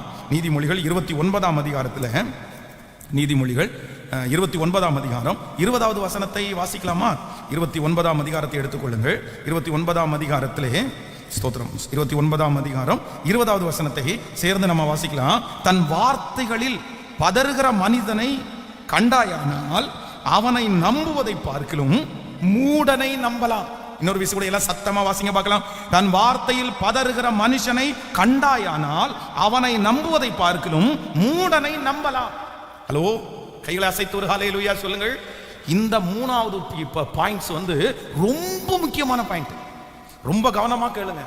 எப்போ மனுஷனை நம்புற நம்பிக்கை உங்களுக்கு ஆபத்தா மாறும், இல்லைன்னா ஆபத்தா மாறாம இருக்கிறதுக்கு நீங்க கவனிக்க வேண்டிய ஒன்று என்னன்னா, தன் வார்த்தையிலே பதறுகிற மனுஷனை கண்டாயானால் அவனை என்ன பண்ணாத. வார்த்தையிலே பதறுகிற மனுஷனா யாருங்க? வார்த்தையில பதற மனுஷன்னா மாத்தி மாத்தி பேசுறவங்க. பக்கத்துல இருக்கிற கையை பிடிச்சி சொல்லுங்க, மாத்தி மாத்தி பேசுறவங்கள நம்பவே நம்பாதீங்க. ஆமே, பணம் நாளைக்கு வாங்க, நாளைக்கு கண்டிப்பா தந்துடுறேன், 1 லட்சம் தானே, செக்கு கொஞ்சம் ப்ராப்ளமா இருக்குது, நாளைக்கு போனோடனே ஸோ நாளைக்கு ஈவினிங் வர்றீங்களா? நாளைக்கு ஈவினிங் போன உடனே இது ஒரு 3 days டைம் கேட்குறாங்க. எத்தனை நாளா தெரியுமா? 2 வருஷமா ஆரம்பிச்சு, இந்த ப்ராசஸ் ஆரம்பிச்சு 2 வருஷம் ஆச்சு. 2 வருஷம் தாண்டியும் இவங்களுக்கு என்ன வரல, இன்னும் புத்தி வராம 2 வருஷம் தாண்டியும் திரும்பி போய், சார் சொன்னீங்களே சார், என்ன ஆச்சு? எப்பா அவன் எத்தனை டைம் ஏமாத்தினா இனியாப்பா கொடுக்க போறான்? உனக்கு கொடுக்கணுன்ற நோக்கம் அவனுக்கு, சத்தமா சொல்லுங்க, கொடுக்கணும்னு நோக்கம் இருந்துச்சுன்னா ஃபர்ஸ்ட்லயே கொடுத்துருப்பாங்க. அதான் இந்த காதல் பண்றாங்க பாருங்களேன், அன்பு செலுத்துறாங்க பாருங்களேன், இந்த ஒவ்வொரு வாலிப தம்பிக்கும் தங்கச்சியும் சொல்றேன், இந்த கல்யாணத்தை தள்ளி போடுறான் பாருங்களேன், அவனை தயவு செய்து நம்பாத, தயவு செய்து நம்பாத. ஒரு 1 year வேணும், ஒரு 2 years வேணும். நான் சொல்றேன், அவனுக்கு உன்னை கல்யாணம் பண்றதுக்கு ஐடியாவே இல்லை, அவளுக்கு உன்னை கல்யாணம் பண்றதுக்கு ஐடியாவே கிடையாது. நான் ரொம்ப துக்கத்தோட சொல்றேன், 7 வருஷம் ஒரு பையனுக்காக காத்துட்டு இருந்து, 7 years 7 வருஷம் அந்த பையன், நான் கல்யாணம் பண்றேன் உன்னை, எங்க அம்மாவை சரி பண்ண வேண்டியது இருக்குது, எங்க அப்பாவை சரி பண்ண வேண்டியது இருக்குது, அதுக்கப்புறம் இல்லை நான் ஃபாரின்ல ஒரு 2 வருஷம் இருந்துட்டு வந்துடுறேன், அதுக்கப்புறம் நம்ம ஒரு பணம் வந்ததுக்கு அப்புறம் கல்யாணம் பண்ணிக்கலாம், அதுக்கப்புறம் இல்லை இங்கே ஒரு வீடு கட்டிட்டேன்னா பிரச்சனை இல்லை, ஒரு வீடை கட்டிடுறேன். ஏமாத்தி 7 வருஷம் கண்டினியூவா ஏமாத்தி 7வது வருஷம் அந்த பிள்ளைய பார்த்து, சரி என்னமோ தெரில, எனக்கு உன்னை நான் ரொம்ப டைம் பண்ணுறேன்னு நினைக்கிறேன், நீ அவசரமாக இருந்தால் நீ வேணா கல்யாணம் பண்ணிக்கிறியா? வேற எத்தனை வருஷம் தாண்டி? அதுவும் அப்பவும் நான் உன்னை கல்யாணம் பண்ண முடியாதுன்னு சொல்லலை. உனக்கு அவசரமாக இருந்தா என்னையா 7 வருஷமாயா உனக்கு அப்படி சொல்லி அவனும் அந்த மனுஷனும் கல்யாணம் பண்ணல, இந்த பிள்ளைக்கும் கல்யாணம் ஆகல. எவ்வளவு பெரிய துக்கம்னு நினைக்கிறீங்க? இன்னைக்கு 47 48 பக்கத்தில் ஆயிடுச்சு. ஒரு மனுஷன் 7 வருஷம் ஏமாத்திட்டு இருக்கிறான். ஆண்டவருடைய பிள்ளைங்க வருத்தத்தை சுமக்காதீங்க. அவங்களெல்லாம் பார்க்கும்போது அவ்வளோ மனசு கஷ்டமா இருக்குது.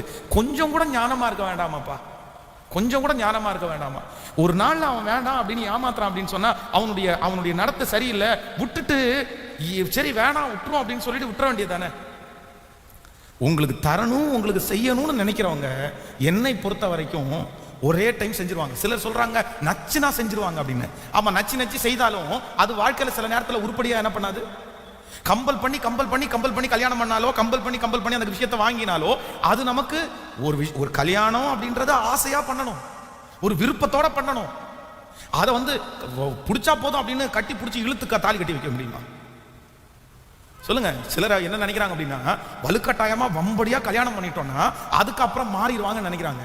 நான் சொல்றேன், அது காலம் முழுதும் வேதனை. ஆண்டவருடைய பிள்ளைய, அது காலம் முழுதும் உங்களுக்கு வேதனை. இன்ட்ரெஸ்டே இல்லாதவங்கள மேரேஜ் உங்களை பண்ணிக்கிறதுக்கு விருப்பம் இல்லாதவங்கள என்னை பொறுத்த வரைக்கும் நீங்க விட்டுட்டு, சில சொல்லுவாங்க இல்ல கர்த்தர் இவங்கள தான் எனக்கு காமிச்சாரு, அவங்கள தான் எனக்கு காமிச்சாங்கன்னா கண்டிப்பா அவங்க ஓகே சொல்லியிருப்பாங்கப்பா. ஆமேன்னு சொல்லுங்க. என்னுடைய திருமணத்தில் நடந்தது, நான் ஒரு 10 விஷயத்தை எடுத்து மாமனார் வீட்டில் கொண்டு போய் வாசிச்சு, இதன்படி எல்லாம் புள்ள இருந்தா கல்யாணம் பண்ணிக்கிறேன்னு நான் லிஸ்ட் வாசிக்கிறேன். என் மனசுக்குள்ள என்ன இருக்கு அப்படின்னா, இதை பாருங்க ஆண்டவரே, நான் 10 விஷயத்த சொல்லி கார்ல ஏறின உடனே என் கூட கூட்டிட்டு போனவங்க மொத்த பேர் என்ன திட்ட ஆரம்பிச்சிட்டாங்க. ஏண்டா இப்படி எங்களை கூடாம இருந்திருக்கலாம்ல, எங்களையும் கூட்டிட்டு போய் அவமானப்படுத்துற, நீ அப்படியெல்லாம் அவங்க வீட்டில் இப்படி ரூல்ஸ் போடுவேன்னு தெரிஞ்சிருந்தேன்னா நாங்கள் வராமல் இருந்திருப்போம் பொண்ணு பார்க்கறதுக்கு அப்படின்னு.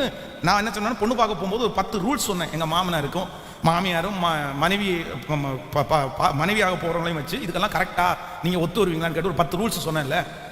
காரில் ஏறின உடனே எல்லாருமே திட்ட ஆரம்பிச்சிட்டாங்க.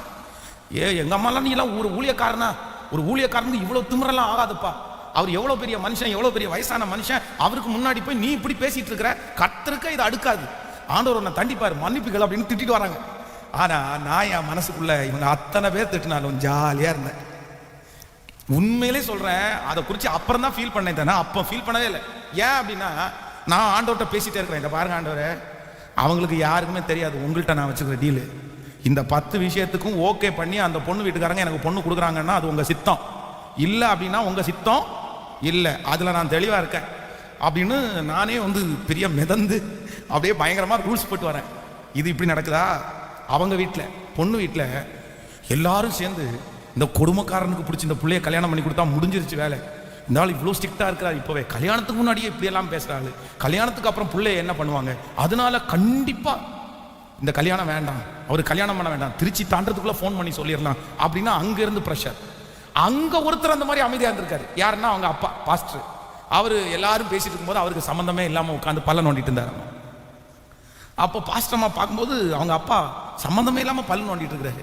இவங்க ரூமுக்குள்ளே எந்திரிச்சு போன உடனே அவங்க அப்பா பக்கத்தில் போய் சொன்னாரம்மா, அவர் ஸ்ட்ரிக்ட் பாஸ்டர் தான், பட் அவருடைய மூஞ்சிலே எழுதி ஒட்டி இருக்கு அவர் சாந்தமானவர்னு, நீ ஒன்றும் பயப்படாத, கத்திரத்தில் நிறைய அடையாளம் கேட்டேன், ஆண்டவர் ஓகே சொல்லிட்டாரு அப்படின்னு சொல்லியிருக்காரு. அப்போ நான் என்ன நம்புறேன் அப்படின்னா, கர்த்தர் நமக்குன்னு ஒன்று நியமிச்சிருந்தேன்னா அது யார் தடை பண்ணாலும் தடுக்க முடியாது. அந்த காரியம் கரெக்டாக ஏற்ற நேரத்தில் சரியாய் அது வாய்க்கும். அதை குறித்து ஆண்டவருடைய பிள்ளைகள் கவலைப்பட வேண்டாம். ஆனால் நம்முடைய மனசுல இருக்கிற ஆசை நிறைவேறதற்கு நம்ம ஆண்டவருடைய சித்தத்தை பிடிச்சி இழுத்து என்ன பண்ணிடக்கூடாது, உள்ள கொண்டு வந்துடக்கூடாது. நிறைய பேர் அந்த மிஸ்டேக் தான் பண்றீங்க. அப்போ ரொம்ப நீங்க கவனமா இருக்கணும். நீங்கள் மனிதர்களை நம்புவது எப்பொழுது உங்களுக்கு ஆபத்தாக நீங்க முடியாது அப்படின்னு சொன்னா இந்த விஷயத்துல நீங்க ரொம்ப ஜாக்கிரதையா இருக்கணும். அதான் தன் வார்த்தையிலே பதறுகிற மனுஷனை பார்த்தேன்னா நீங்க என்ன பண்ணிடாதீங்க.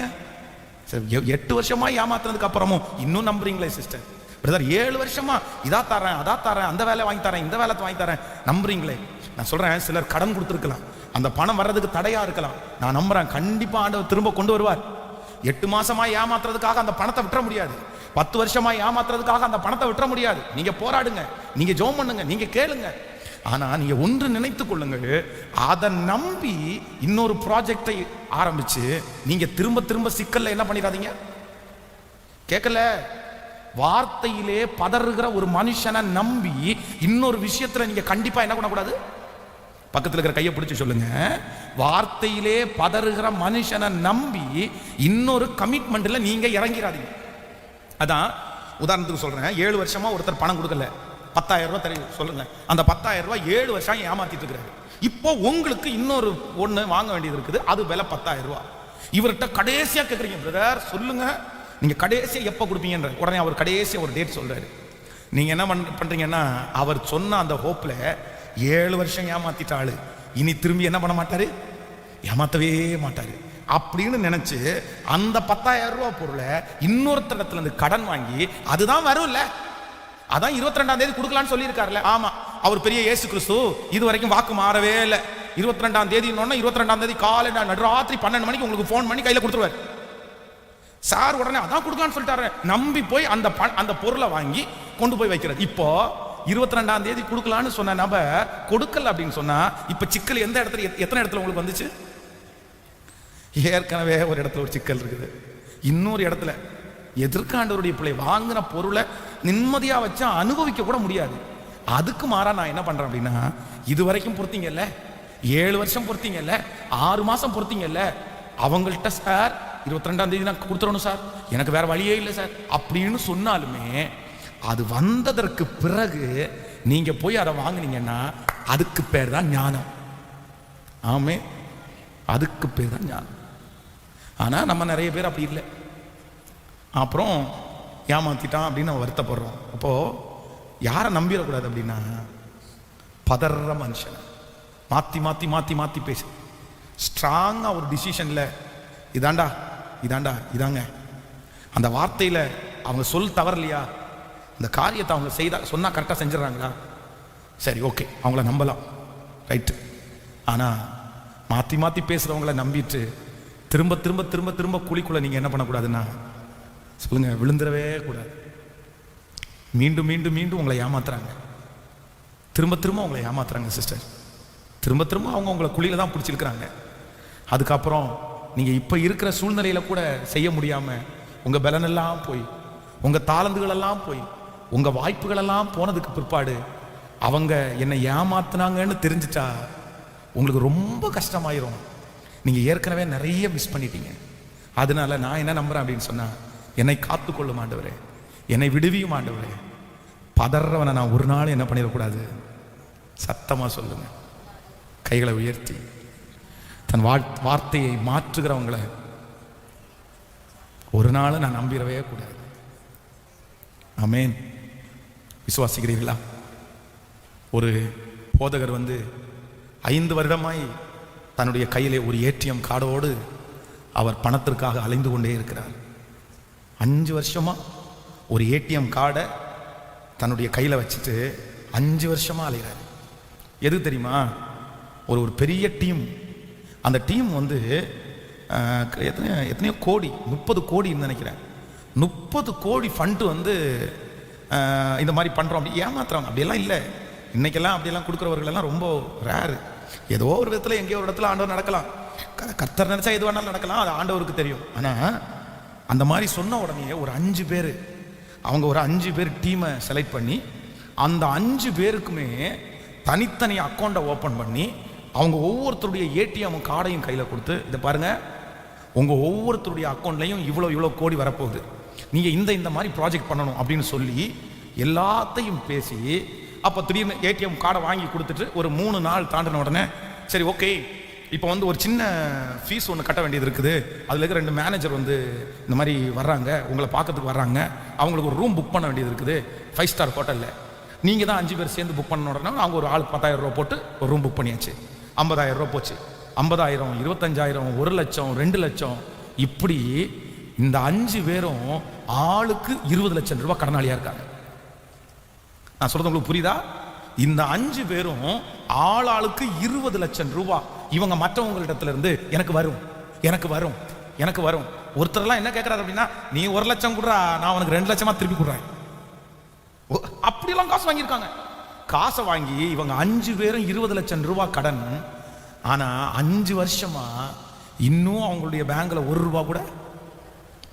ஆனா எனக்கு ரொம்ப வருத்தம் என்னன்னா, 5 வருஷமா 20 லட்சம் ரூபாய் கடன் ஆயிடுச்சே, 1 ரூபாயும் உன் பேங்க்ல அக்கௌண்ட்ல வரலையே, நீ இனியாவது இந்த 20 லட்சம் கடனோட போயிடட்டும்னு போயிடலாமே அப்படின்னு மனசுல நினைக்கும் போது, எங்கிட்டே வந்து ஒரு 5000 ரூபாய் கொடுக்குறீங்களா, ஒரு 5000 கொடுக்குறீங்களா, லாஸ்டா ஒரு 5000 ரூபாய் கேட்குறாங்க. ஆளுக்கு 5000 ரூபாய் 25,000 ரூபாய் நாங்கள் கட்ட வேண்டியது இருக்குது. கட்டிட்டோம்னா அவ்வளோதான், 3 நாள் அவ்வளோதான் வந்துடும் பணம். நான் எங்க கொண்டு போய் சொல்ல என்ன பண்றது, என்ன பண்றது? அழுகதாங்க வந்துச்சு எனக்கு. இப்ப நான் வந்து, ஐயா நீங்க வச்சிருக்கிற ஏடிஎம் கார்டு ஃபேக்கியா, அது நம்பாதீங்கயா அப்படின்னு சொன்னா அவங்க நம்பவாங்க போறாங்க? சொல்லுங்க. நான் அமைதியா சொல்லிட்டேன், ஐயா உங்களுக்கு சாப்பிட்றதுக்கு காசு வேணுமா கேளுங்கய்யா, உங்களுக்கு ஏதாவது வாங்கி தரணுமா சொல்லுங்க, வாங்கி தரேன். ஆனா இதுக்கு பணம் கட்டுறதுக்குன்னு தயவு செய்து என்கிட்ட பணம் கேட்காதீங்க. நான் 1 ரூபா கூட கொடுக்க மாட்டேங்க, வேணாங்கய்யா, சாரி என்ன மன்னிச்சிருங்க, வேற எதுக்கு வேணாலும் காசு கேளுங்க. நீ என்ன சாப்பாடு பசியா நான் தரேங்கய்யா, ஒரு துணி வாங்கி தரமா நான் வாங்கி தரேங்கய்யா, நான் உதவி செய்யறேன் பரவாயில்லைங்க, ஆனா இதுக்கு நான் காசு கொடுக்க மாட்டேங்க. ஆண்டவருடைய பிள்ளைகளே, இவ்வளவு பேதைகளா இருந்தால் எப்படி நம்ம வாழ போறோம்? எப்படி நம்ம வாழ போறோம்? ஆண்டவரிடத்துல ஒரு கிருபையை கேளுங்க. ஆண்டவரே, மனுஷனை நம்புறதுல நான் எப்படி இருக்கணும்னா ரொம்ப கவனமா இருக்கணும். ஆண்டவரே நம்பாதீங்க. ஆண்டவருடைய பிள்ளையே, கர்த்தர் சொல்றாரு, நாசியிலே சுவாசம் இருக்கிற மனுஷனை நம்புவதை பார்க்கலும் கர்த்தர் மேல் பற்றுதலாயிருப்பதே. எப்பேற்பட்ட மனுஷனும் மாறுவான். அதான் ஆண்டவர் சொல்றாரு, உன் மடியில படுத்து இருக்கிறவனுக்கு முன்னாடி உன் வாயை என்ன பண்ணாத, உன் மடியில படுத்து கிடக்கிற நண்பன்கிட்ட கூட உன் வாயை திறக்காத. ஏன் அவன் கூட என்ன பண்ணுவான்? இந்த பசங்கள்லாம் சொல்லிட்டு திரிவாங்க, என் ஃப்ரெண்டு என் ஃப்ரெண்டு என் ஃப்ரெண்டு. என் ஃப்ரெண்டெல்லாம் மாறவே மாட்டான். முதல்ல போலீஸ் ஸ்டேஷன்ல போகும்போது உன்னை பிடிச்சி கொடுக்கறது ஃப்ரெண்டு தான். யார்? எங்க நம்ம சர்ச்சிலே ஒருத்தர் வந்து ஜெயிலில் இருந்தார். ஜெயிலில் இருக்கும்போது அவர்கிட்ட பேசி, என்ன பிரதர் என்ன பண்ணணும், ஏன் இப்படி போனீங்க, என்ன பிரதர் ஆச்சுன்னு கேட்டால், வேற ஒன்றும் இல்லை, போலீஸ் பிடிச்சது அவங்க 4 பேரை, இவங்க 4 பேரும் ஒருத்தருக்கு ஒருத்தர் பேசிக்கிட்டாருமா. ஏன்னா டே, அவனை மட்டும் நம்ம விட்டுட்டு போறோம், இந்த பிரச்சனைக்குள்ள அவர் சுத்தமா இல்லை, இவங்க அவனை மட்டும் விட்டுட்டு நம்ம எப்பரா உள்ள போறது, அவனையும் கூட்டிட்டு போலான்னு. சார் எனக்கு இன்னொரு ஃப்ரெண்டும் சேர்ந்தா சார் பண்ணோம், அவன் இந்த இடத்துல நிற்கிறான், அவனுக்கே ஃபோன் பண்ணி, மாப்பிள்ள எங்கடா இருக்க அப்படின்னு, கடைக்கு முன்னாடி நின்று கடை வெயிட் பண்ண 2 நிமிஷம் அங்கேயே வந்துடுறோம். போலீஸ் வேனோட போய் யாரா ஏற்றி கூட்டிட்டு போயிட்டாங்க. கூட்டிட்டு போய் அவ்வளவு செலவு, பெயில எடுத்து அப்புறம் சைன் போட போய், என்ன பிரதர் பண்ணிக்கிறேன்னு கேட்டால், நான் ஒன்றுலுமே இல்லை பாஸ்டர், ஃப்ரெண்ட்ஸ் சேர்ந்து என்னையும் கூட சேர்த்து கோத்து விட்டாங்க அப்படின்னு. நல்ல வேலை. ஆனால் அதே இது இவன் 5 பேர் கையிலையும் ஒரு 1 லட்சம் ரூபாய் கிடச்சிருந்தேன்னா, டேய் அவனை மட்டும் கூப்பிட்றாத, அவனுக்கு ஒரு ஷேர் நம்ம கொடுக்கணும் வேணாம் அப்படின்னு விட்டுருப்பாங்க. உண்மைதானே? நல்லதுக்கெல்லாம் ஃப்ரெண்டு வரமாட்டான், ஆனா கெட்டதுக்கு யார் இருப்பான் கேட்டா, இந்த ஃப்ரெண்டு இதை பற்றி பேசுறாங்க பாருங்க ஒரு சிலர். அப்பா அவன் பெரிய ஆவிக்குரியவன் மாதிரி பேசிட்டு இருப்பாங்க. அவன் ஃப்ரெண்டு பெரிய ஆவிக்கு பெரிய ஜப வீரன். அவர் ஏதோ ஒரு ஜப வீரர், ஒரு நல்ல ஆவிக்குரியவர், ஒரு நல்ல ஆண்டவருடைய பிள்ளை, அவன் எனக்கு நண்பன் அப்படின்னு சொல்றதுல பெருமையா சொன்னா கூட நமக்கு சந்தோஷமா இருக்கும். சரி பரவாயில்லப்பா, ஒரு ஜெபிக்கிற பையனை ஃப்ரெண்டுன்னு சொல்றேன் இல்ல, ஆண்டவரோட நடக்கிற ஒரு பையனை ஃப்ரெண்டுன்னு சொல்றேன் இல்ல, நமக்கு பெருமையா இருக்கணும். அவனா ஆகாவளியா இருப்பான், சிகரெட் அடிக்கிற பழக்கம் இருக்கும், குடிக்கிற பழக்கம் இருக்கும், எல்லா கெட்ட பழக்கம் அவன் இருக்கும். கேட்டா என்ன சொல்ல தெரியுமா, என் நண்பன் என் இருதயத்துக்குள்ள இருக்கான் அப்படி. என்ன டயலாக், என்ன டயலாக் தெரியுமாப்பா? இப்ப தெரியாது நண்பனுடைய லட்சணம், கொஞ்ச நாள் தாண்டி தான் தெரியும் எப்படி நண்பர்கள். இந்த நண்பர்கள் சென்டிமெண்ட் எல்லாம் வந்து ரொம்ப நாள் ஓடாது, கல்யாணம் ஆகட்டும் அதுக்கப்புறம் தெரியும். கேட்டா சொல்லுவாங்க, ஐயோ அது நம்ம சர்ச்சில் இதுக்கு முன்னாடி இந்த யூத் பசங்கள்லாம் அப்படிதான் சொன்னானுவான். ஒரு நாளைக்கு யூத் மீட்டிங்கில் பேசிட்டு இருக்கான ஒருத்தனத்தை, டே நம்ம பரலோகம் போற வரைக்கும் இப்படியே இருக்கணும்டா அப்படின்னு ஒருத்தர் பேசிட்டே இருக்கான். எனக்கு பயங்கரமான சந்தோஷம். டேய் இப்படி இருக்க முடியாது, நீங்கள் ஒருத்தனை கல்யாணம் பண்ணணும்ல அப்படின்னு. பாஸ்டர் கல்யாணம் பண்ணினாலும் நாங்கள் இங்கே இருப்போம் பாஸ்டர். அதில் ஒருத்தன் சொல்கிறான், நம்ம இங்கே இருக்கோம்னா இங்கே உள்ள ஒரு பொண்ணையே கல்யாணம் பண்ணலாம்டா அப்படின்ட்டு பயங்கர சீரியஸாக என்கிட்ட பேசினாங்க. இதை பாருங்க பாஸ்டர், நாங்கள் எப்பவுமே உங்க கூட இருப்போம், நாங்கள்லாம் வந்து கல்யாணம் ஆகி எல்லாம் மாற மாட்டோம். பாருங்க இப்போ டே அப்படின்னு வரியான்னு கூப்பிடுறீங்களா, கல்யாணம் ஆனதுக்கு அப்புறம் டே வரியான்னு கூப்பிடுங்க. நான் அப்பவே சொன்னேன், டே நான் இதே டேன்னு கூப்பிடுவேன், நீ சுவிட்ச் ஆஃப் பண்ணாம இருந்தா சர்றா அப்படின்னு சொல்லி விடுறேன். இன்னைக்கு தேடி தேடி பார்க்குறேன், ஞாயிற்றுக்கிழமை ஏதோ ஒரு மூலையில் வந்து உட்காந்துட்டு ஓடிடுறானுவா. டேய் ஏதாவது ஒரு நாள் ஃப்ரீயாக இருக்கும்போது, டேய் வாங்கடா இந்த மாதிரி ஒரு ஜெபம் பண்ணலாம்டா, இல்லைன்னா ஏதாவது வெளியே போயிட்டு வருவான்டா வாங்கடா அப்படின்னு கேட்டா, பாஸ்டர் அப்படியா பாஸ்டர், அப்படியா பாஸ்டர் சொல்கிறா என்னன்னு. அது இல்லை பாஸ்டர், ஒரு சின்ன கமிட்மெண்ட் இருக்குது. இல்லை எப்படி ஒன்றா என்ன வீரவசனம் பேசினாங்க தெரியுமா அன்னைக்கு. அதனால எல்லாருமே அப்படிதாங்க, ஒரு சூழ்நிலை வரும்போது கண்டிப்பாக அவங்க வேலையை பார்க்கறதுக்கு அவங்க கடைசி வரைக்கும் நம்ம கூட இருக்கிறது யார் அப்படின்னா கர்த்தர் தாங்க. ஆமென்.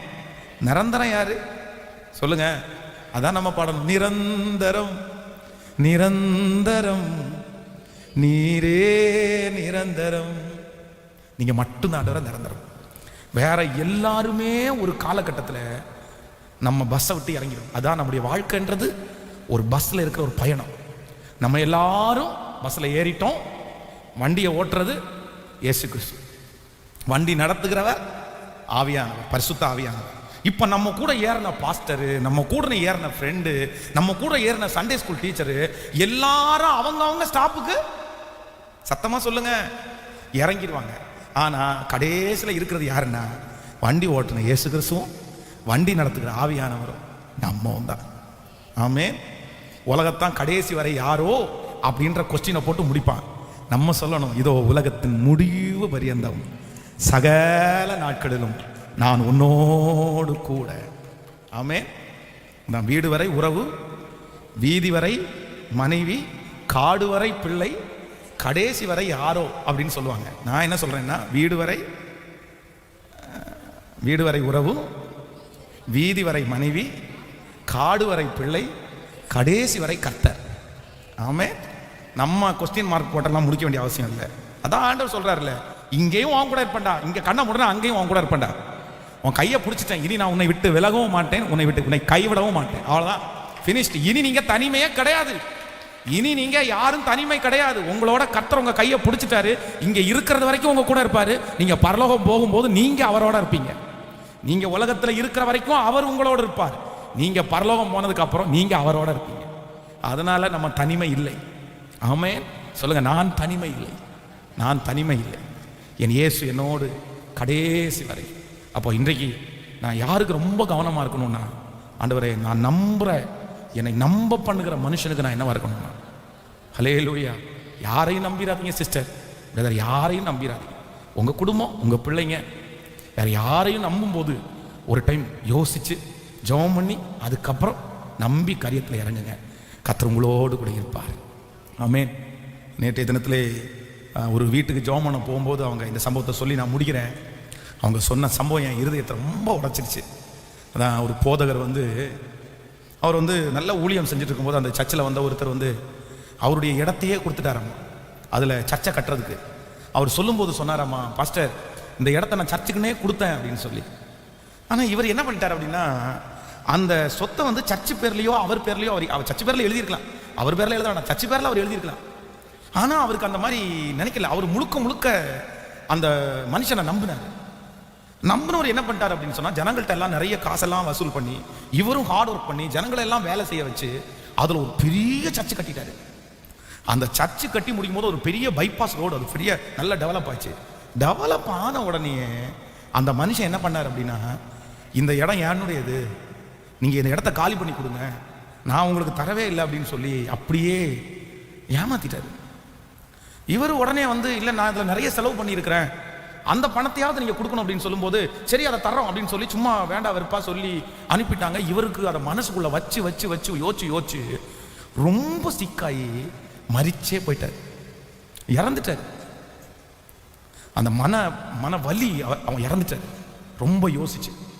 இப்போ அவங்க மனைவி எல்லாம் போய் அவங்க செலவு பண்ண பணம் கொடுங்கன்னு சொன்னதுக்கு அப்புறம் கூட கொடுக்க மாட்டேங்கிறாங்க. அவங்களுக்கு எவ்வளோ பெரிய தண்டனை வரும்னு நமக்கு தெரியாது. இது தலைமுறைக்கு வாங்கி வைக்கிற சாபம், தலைமுறைக்கு வாங்கி வைக்கிற சாபம். இந்த சாபம்லாம் யாரும் ஜெபம் பண்ணா கூட முடியாது.